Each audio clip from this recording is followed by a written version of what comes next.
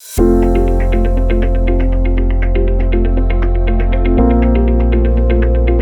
my name is Russell Axford. I'm the head of executive search at Clarity Recruitment. Today I'm behind the numbers. We have a friend of ours, Peter Sweeney from SmartCentres REIT. Peter, thanks for coming in today. Thank you for inviting me, Russell, and I'm delighted to be here. In fact, I'm flattered and honored to be here today. So I'm Peter Sweeney, and I'm the Chief Financial Officer of SmartCentres REIT.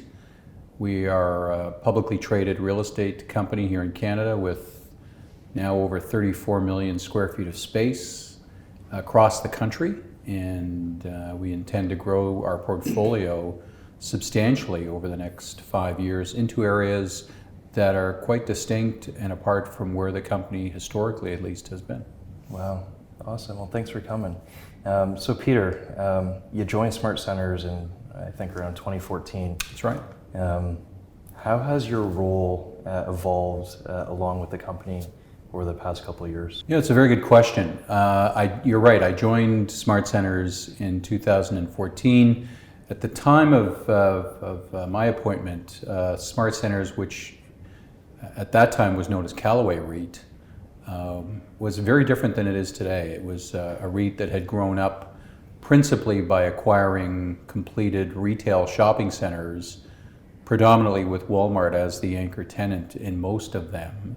And they had been built and developed by Mitch Goldhar and his private company, which at the time was known as SmartCentres. And so the public company was principally a manager of property and managed the completed properties and sourced capital to both acquire and to continue to manage and grow those existing properties. And then very quickly after coming on board, we started the initiative to complete what we call a transformative transaction with Mitch and with his company that culminated in May of 2015 with the REIT purchasing Mitch's platform, which was essentially a group of over 200 development professionals who over the years prior had developed and built all of these wonderful assets.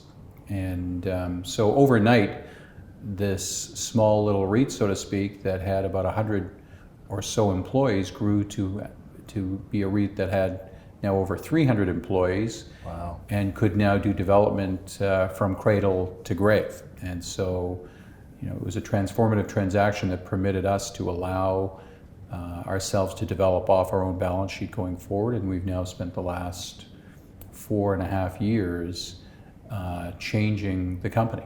Wow. And as your role as a CFO, what are you spending most of your time on these days? It's a great question. I think as the company has changed, a lot of my time is now spent informing investors, debenture holders, and other stakeholders in the company about where we see ourselves going in the future. Because clearly as a public company, one of our primary responsibilities is to try to ensure that our unit holders and other stakeholders are fully informed. Yeah. And as we continue along this journey of growth and change, we find at least that it's critical that our unit holders be fully informed of where we expect to be, both in the shorter term and in the perhaps more longer term as well. Awesome. And in order to be able to focus your time on that, how important is it to have a strong finance function underneath you? I think it probably goes without saying. It's more than critical. It's necessary. So I'm pleased and very proud of the team that we've assembled at SmartCentres. We've got a wildly successful and competent group of professionals who are more than a support group. They're a group that does just about everything you need a large group of accounting professionals and finance professionals to do in a public company environment. Yeah, and I guess just keeping on the topic of hiring, in your opinion as a CFO, how important is culture when you're hiring into your group? Yeah, again, it again probably goes without saying that the cultural fit and the ability to work in unison as a team probably supersedes most other attributes for success, particularly among businesses. And so for us, culture is paramount, and being able to ensure that the team works cohesively, works collaboratively, and focuses on working as a team is one of the most important and probably the key milestones that we insist upon for our team. Awesome. And as the role of the CFO in a publicly traded REIT, when times are getting tough, how important is the skill of storytelling in your opinion? It's a great question. I don't have any empirical evidence to support my opinion on this, other than what we're told from those with whom we speak. But clearly, at least at SmartCentres, and I'm sure it's true of most other major Canadian REITs, our management team and our board are represented by many skilled and experienced people, most of whom have gone through at least one or more wars economically. And so I think it's fair to say we understand that things do happen in cycles, and there will be rainy days, and the pendulum, notwithstanding that it may be sort of focused these days more on the positive side of things, that ultimately and eventually the laws of physics prevail, and that pendulum swings back and against perhaps some of the more successful and robust times. And so it's important from a management perspective that in our planning that we plan for those tougher times and tougher days.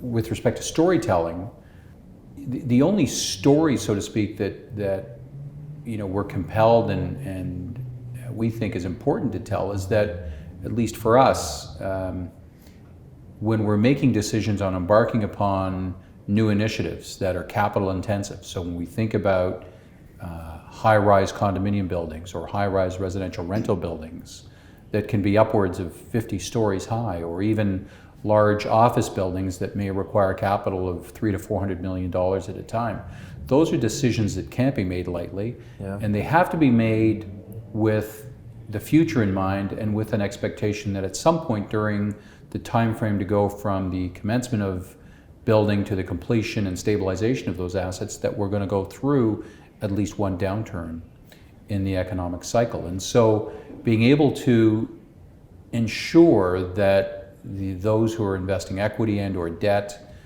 in these initiatives, to ensure that they understand and have some sense of comfort that, at least as a management team and as a board, our company has considered those worst cases, and we've battle tested, if you will, the initiatives that we're embarking upon, such that if we do fall upon tougher waters, that we'll be able to survive and frankly flourish. That part of the story is critical. And it may not seem important today, particularly given the more ebullient times that we seem to be enjoying, but there will come a time, as I say, when the pendulum does swing back. And it's important that all of us remember in those tougher times that not everyone's going to be able to succeed and to thrive. And our story, if you want to call it a story, is to ensure that our stakeholders have some level of comfort and confidence For sure. in SmartCentres that we'll be able to persevere in those tougher times. So when you're looking at strategy and you're sitting around the leadership team, what role does the CFO have in trying to keep the leaders aligned on strategy and, say, the strengths? Can you comment on that? I think it goes beyond strategy.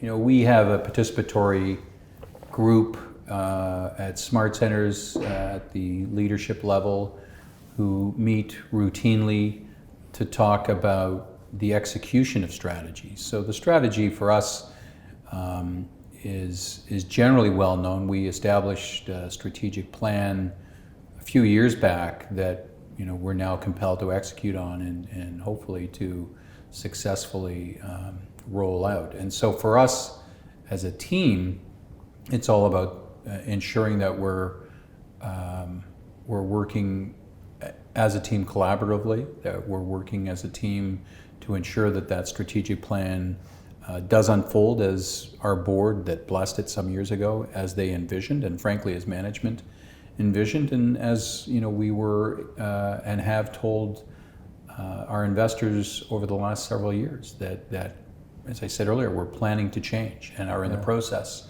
of changing the business of SmartCentres from what it was previously, which was a retail-focused entity, to something that will morph over time to be much, much more than that. And so when we think about our executive team and our senior management teams, it's important that we work, as I say, collaboratively, that we row the boat the same direction, and that we understand each other's strengths and weaknesses and challenges. And so we support one another in that regard. That's always one of the last competitive advantages an organization can have, is when you have the leadership team all in unison, rowing in the same direction. I think that's awesome. You touched on this a little bit, where the organization has kind of evolved over the past couple of years from traditional brick and mortar. How are you seeing the organization going in the next kind of 3 to 5 years? Well, it's a great question. It's a timely one, only because we had a board meeting about a week ago at which we presented the budget for the next 5 years to our board. And it's now public knowledge that we expect to commence projects that over the next 5 years, maybe over the next 6 years, will require, when they're finished, capital of over $12 billion. Wow. Now, the REIT currently, if you'll see our balance sheet, the REIT's balance sheet represents a $10 billion company, and the $12 billion of projects that we're going to commence over the next 5 or 6 years are not for our own account. Of that 12 or so billion, $5.5 billion of that will be for the REIT's account. So when you think about a $5.5 billion add-on to a balance sheet that currently has a $10 billion total on it, you're talking about growing a large company by in excess of 50% over the next 5 or 6 years, give or take. And so when we think about the future of the REIT, it will be capital intensive, it will be partnership intensive, it will be people intensive, and those three elements will, I think, represent the core of our focus. Wow, excellent. When you look at your role as a CFO, and you start looking at kind of succession planning, what advice would you give to anybody stepping up into a position like yourself? Any key learnings that you've learned along the way working as a CFO within the REIT space? It's a tough question. I think some of the advice, to the extent that I'm one to impart advice on anyone, might be as follows. There's probably 3 areas that I think younger people who have some level of ambition and do aspire to sort of grow in the finance function.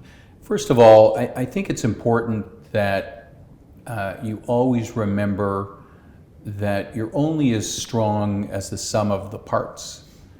And so the strength of the team is critical. And so never forget that as a leader in a finance role, that you have to find strong people who have complementary skills to support your finance team. I think the second area of focus for me, at least, and maybe some advice I can give, is never to take yourself too seriously.